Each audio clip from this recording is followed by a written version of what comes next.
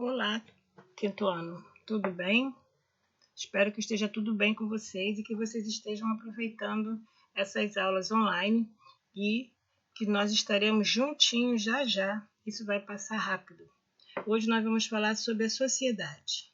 Desde os tempos mais antigos da história humana, o homem vive em grupo. Por isso dizemos que o homem é um ser social. Todos nós vivemos em grupo. O primeiro grupo que a gente faz parte, gente, é a família. Depois nós temos a nossa religião, que nós vamos também fazer parte desse grupo. E antigamente não era diferente. Os homens da caverna já viviam em grupo e eles estavam sempre juntinhos para um ajudar o outro. Esses homens acharam mais prático se estabelecerem em locais onde as águas fossem abundantes e a caça também, pois a vida ficaria mais fácil e não seria preciso buscar alimento em outros locais diferentes. Então, vocês podem perceber que a água era muito importante e a caça também. A caça, a pesca, então eles sempre ficavam perto de onde tivesse mais facilidade para eles usarem a água e conseguir alimento para alimentar sua família e a si próprio. A princípio, o homem vivia em bandos comandados pelos mais velhos do grupo.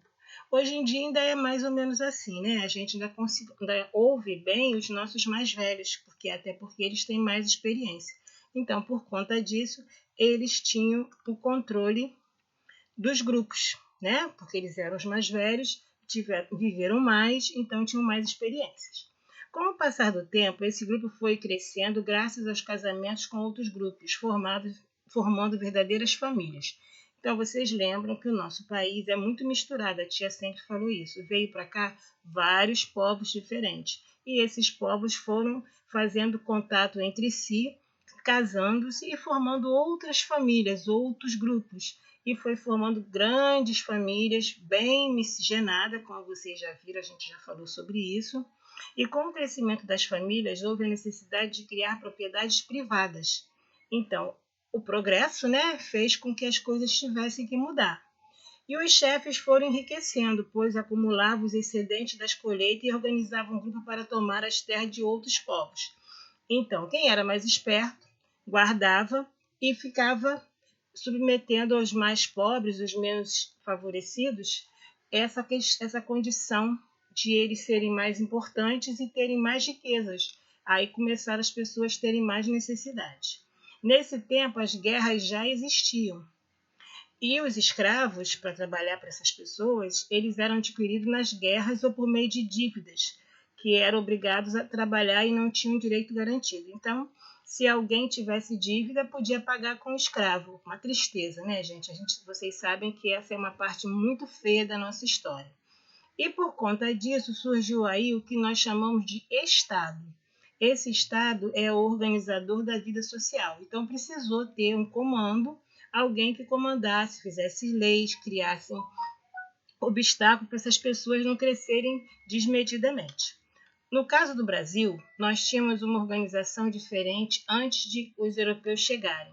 Não existia a presença do Estado. Os grupos que viviam no território brasileiro eram seminômades, deslocavam-se de um lugar para o outro de acordo com as suas necessidades. Então, eles ficavam naquele território, naquele local, enquanto ali eles estivessem conseguindo obter água e alimento. Enquanto o alimento e a água estivessem ali abundante, servindo para todos, eles ficavam ali. Quando começava a ficar escassa, eles trocavam de lugar e iam para um lugar aonde tivesse as coisas que eles necessitavam. Esses grupos também não tinham noção do acúmulo de riquezas. Eles faziam o escambo, que era a troca de mercadorias sem a transferência de dinheiro. Então, eles pegavam o que ele tinha e trocava com o outro que tinha uma coisa diferente. E às vezes os mais espertos trocavam por coisas insignificantes e que o outro não conhecia. Vou citar um exemplo para vocês. Quando os portugueses chegaram aqui ao Brasil, eles trocavam as riquezas nossas por espelho, porque os índios ficaram encantados com o espelho, pela possibilidade deles verem seu próprio reflexo.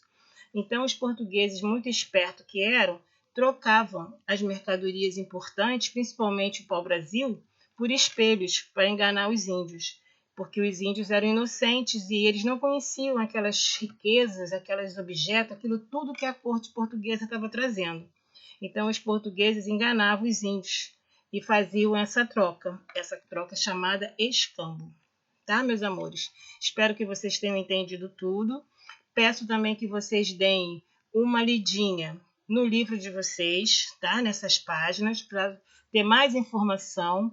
E depois vocês façam um exercício da página 42 até a 44, respondam direitinho. Qualquer dúvida é só mandar para a tia, que a tia ajuda e tira as dúvidas, tá? Muita saudade